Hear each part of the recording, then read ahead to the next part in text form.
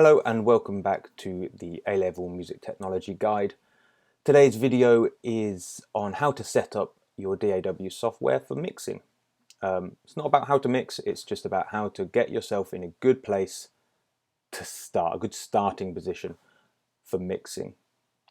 And the main reason you do this is just to get what you know you want up and running structurally so that you don't have to create those structures constantly as you're trying to focus on other things, and it allows you to think more about your compression and your equalization, which are the two most important parts to get right, and not worry about how should I set up this delay and stuff. You can get that done at the beginning. We're also going to cover what I think should be done before you even start mixing in terms of editing work in your track. So I am going to do today's video in Pro Tools, where I'm most comfortable. But it's the same principle for all DAW software. If you're using Cubase or Logic or anything else, these ideas can be applied to them all. So the terminology will change. That's the key difference. And I will try to think of the terminology in other software as I naturally use Pro Tools terminology, which is a bit old school. So I've got a mix here. It's a pretty simple mix in terms of it's a 4-piece band. Got drummers, a bit of percussion, tambourines, which of course you can't actually have in A-level music technology now. Bass guitar, it's a few guitars, a couple of acoustic guitars, a few electric guitars stacked here. And quite a lot of vocals. They've got two singers and they harmonise with each other and harmonise with themselves as well. So it's up to 4 layers of vocals at once, I think, maybe more.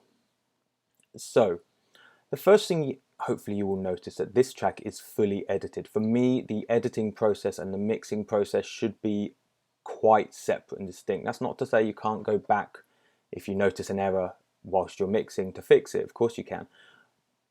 But try to clear the track up, get it in a position where the content you want in the track is in the track and content you don't want in it is not in it. Again, there are mixed choices sometimes to be had there, but in terms of a basic, I've put the drums in line. I've made some drum edits. What's going on over here? I've muted a kick drum here and cut a few here just to obviously there were errors in the playing. I've cut the silence out of the guitar.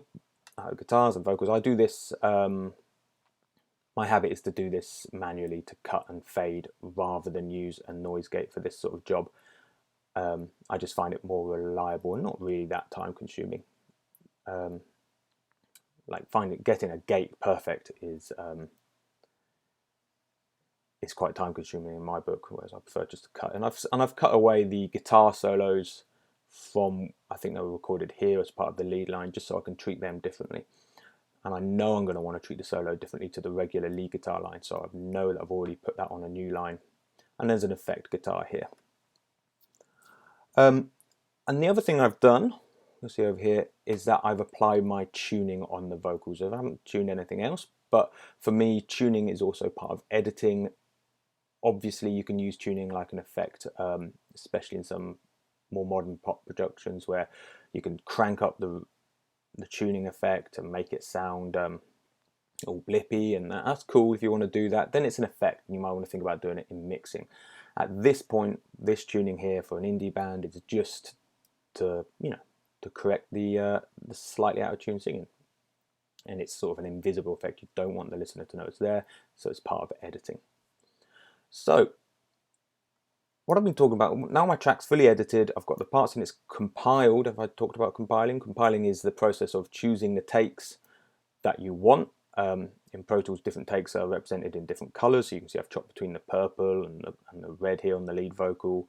It's all compiled. These are the best takes. This is what I want to use. And I often do this in consultation with the band on the day as well. Obviously, it's different for you. At A-level, you would just be sort of making these decisions perhaps a bit later rather than doing them on the fly whilst you're recording like I do. I need to set up certain things that I know I'm going to need. Certain things that every mix needs, really. It doesn't even particularly matter the style. So first of all, this mix has drums, which your A level mix will do. AS level, you won't need drums in.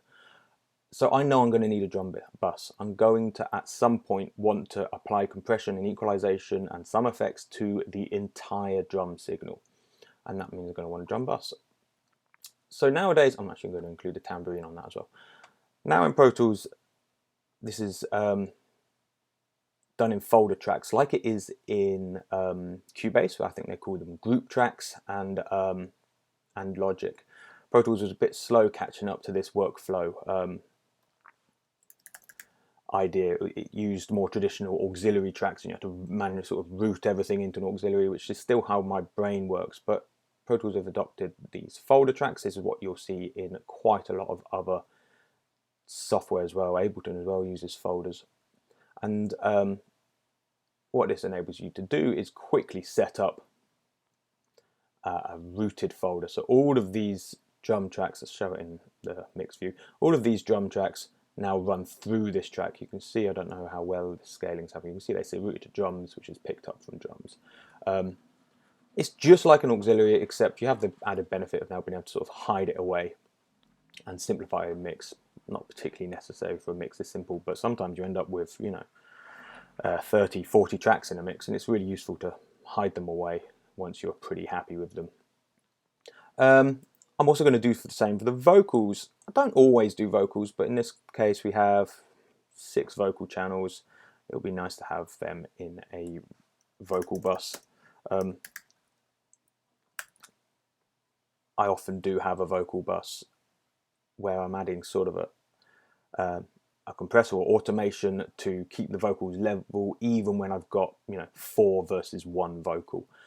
In the verse I've only got the 1 vocal, and the choruses there are 4, and then I can add automation or compression on this bus to control that, as well as some overarching EQ, sort of tonally bring them all in. I think I'll leave everything else. There are quite a few guitars. I could do those, but not quite. What I might do actually on a track like this is that I know that I've got these 2 rhythm guitars. These are the same part. I know they're recorded at the same volume at the same time. They've just been recorded, 2 of them, to add stereo width. So what I might do is create a rhythm guitar group now. It saves me doing that later. I know that these 2 guitars are going to be the same level, sort of providing a natural stereo width.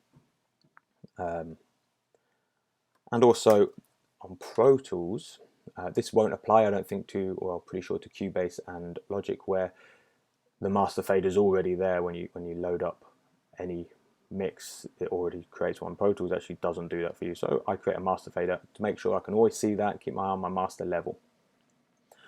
Next thing, there are certain effects that I know I'm going to want in this mix, and I know, and it's going to be true for almost all mixes. I nearly always have a couple of reverbs, for instance. So I can create sends. You should always send to a reverb. I see students over and over again. So in Pro Tools, that will be an auxiliary track. In Cubase and Cubase, they're called FX tracks, and in Logic, I think they're just called them buses. So I see students dropping reverbs on tons of tracks. Oh, I need reverb on that vocals, and they use it as an insert. That is, that's pretty much a fundamental no. Really, I don't like saying you can't do this when you're mixing. I mean, if it works for you creatively, that's it. But what you are doing is sucking up a lot of CPU, and if you're not making all those reverbs exactly the same, which is time-consuming to say the least, it can sound horrible. You've just got so many different reverbs. I know that normally for me, and I will have an instrument reverb, and I have the habit of calling that iVerb, and a vocal reverb. Also, label everything. Students are terrible at just having tracks labeled aux. Here, FX1, FX2, audio number 4. Label everything. It will help you not only when it comes to mixing, knowing what things are, but if you ever have to dig into the files of your recordings, if you've labeled them before you've started recording, you can see the names. The bass files and the drums files are all labeled as such before you start recording. So I set these up. I give them a bus in Again, this is kind of automated in Cubase and I think Logic as well. It automatically creates your buses. Pro Tools is a bit more manual. So I know that if I want to send something to the instrument reverb, all I need to do is say, let's take this lead guitar, send that to 1, 2, and it's going now. I'll put the plugins in, they're not there at the moment. During the actual mix process, I'm not having to create them. And actually, due to the nature of this type of song, I am inevitably going to want a dedicated snare reverb. I'm probably going to want to do a kind of a gated reverb effect on the snare. And because that's a bit different, I'm actually just going to send that to the drum bus so it can be compressed and treated with the drums. This reverb here is not such an obvious mix effect. It's more creating part of the snare effect, snare tone. So I'll just sit that in there for now. And the other thing that I probably think, I can guarantee wanting at some point is a long vocal delay, which I have the habit of calling V delay. Where's that gone? Oh, over here. And again, I set up its input, and that enables me to turn on and off the delay send. Delays, for me, most of the time should also be sends. There are instances where you're using creative delay, where you're only going to use it on that one instrument, then okay, fine, it can be an insert and you can use the wet-dry mix knob to sort of balance that. I prefer reverbs and delays where possible to be on auxiliary or effects tracks with the wet-dry knob all the way up to wet. And that just gives you so much control. I mean, I can add EQ and compression or whatever other effects after the reverb to just the reverb if that's what I need to do. If I need to craft the reverb a bit, I can do it. I can have so much more EQ control when it's on its own channel as opposed to where I can when it's an insert onto an audio channel where it has to be sort of EQ'd with the audio at the same time. So delays, vocal delays, I'm going to want to send, all of these vocals at some point to the same delay. I don't want to set up 6 different delay plugins. I just want the one, and then when you're sending to a vocal delay, the most powerful tool you've got is the mute, automate the mute. So you want one sentence to be delayed, you unmute the send. You don't unmute the delay channel. That's just unmute the send it to delay, it gets delayed, mute it again. So that's set up and ready to mix. I have my channels that I know I'm going to want bus treatment for in buses, which is the vocals and the drums in this case. I could do guitars, and you can do guitars or anything else if you just want synths, right? Just synths or whatever you have a lot of and you're going to want to treat on a bus. You do like that. And I've got my effects channels that I know I'm going to want. As I mix, I'm going to find more effects that I want to do as sends. But really, reverbs and delays, the mixes, you're going to have them in your mix, and